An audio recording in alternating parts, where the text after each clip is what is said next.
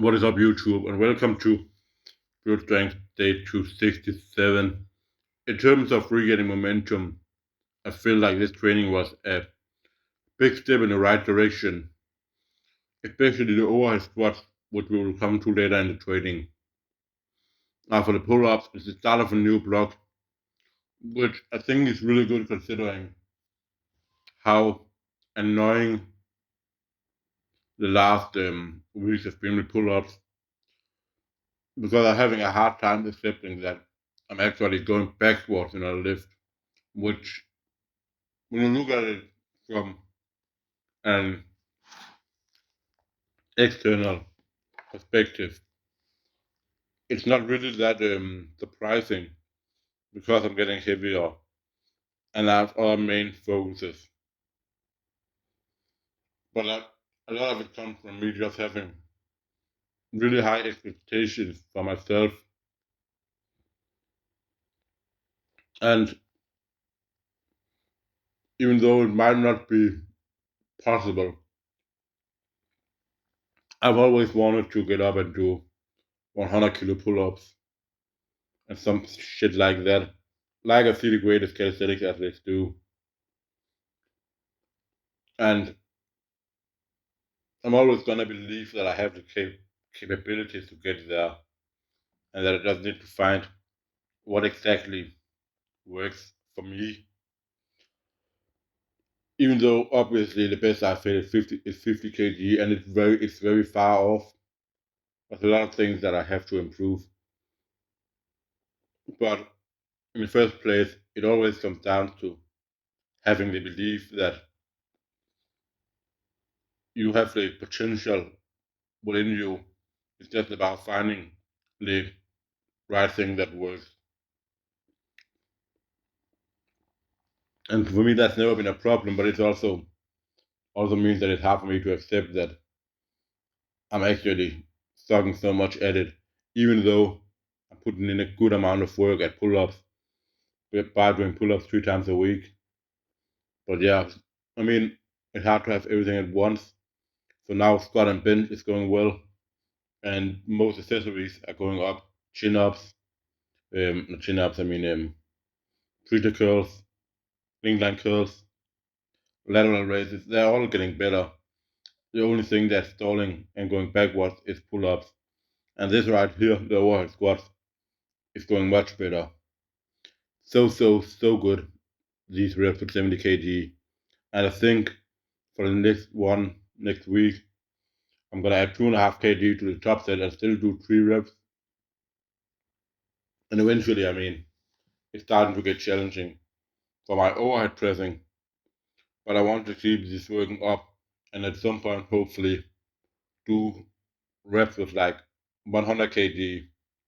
But it's good to feel like after getting warmed up, it's not really my overhead mobility stopping me, and I can just get into as good of a position as I actually want, which for a long time has felt impossible.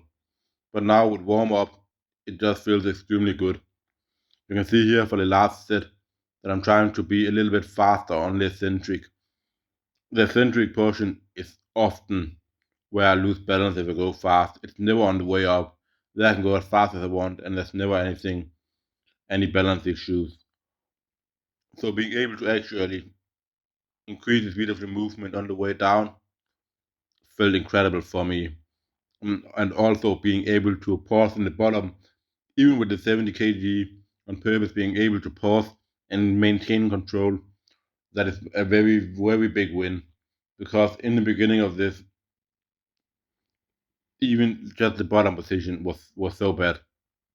So now being able to actually feeling like I'm somewhat decent and it doesn't look like a total noob, that is a great sign.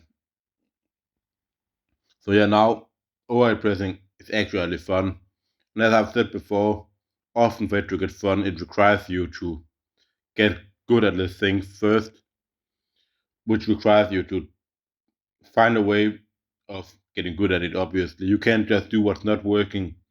And what wasn't working for me was just doing the thing and then without doing any shoulder mobility work when it wasn't working for me, and I felt like either I had to use a close grip or I had to use a not too wide grip and things like that. The only thing I did when I walked in, I did different cobra things, hanging cobra, the spinal extension and things like that. And it just kept on being so shit for many weeks. But as soon as I begin switching things up and well, I have to focus on one thing at a time and be really consistent with that one thing, really just improve that. And I put a lot of work into the shoulder extension with the dislocates for each training. That is when I really saw my overhead pressing and the bottom position with the bar overhead become way better.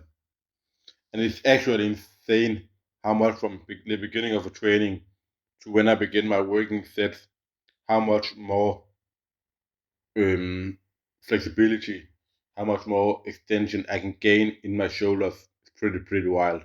I can get so much narrower on the pipe.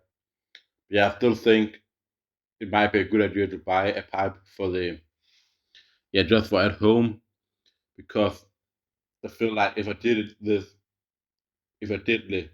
shoulder dislocates more than just once a week, eventually I wouldn't even have to warm up. But nowadays it feels as if when I return after a week, things are back to how they were before, which to me shows that the volume is far too low when there's not even minor what do you call it? Minor improvements taking place within the week. So it just means that I'm getting some flexibility and then throughout the rest of the week I'm losing it. But yeah, that is what it is. As I said, it's just nice to have it feel like it's a lot better than it's been before.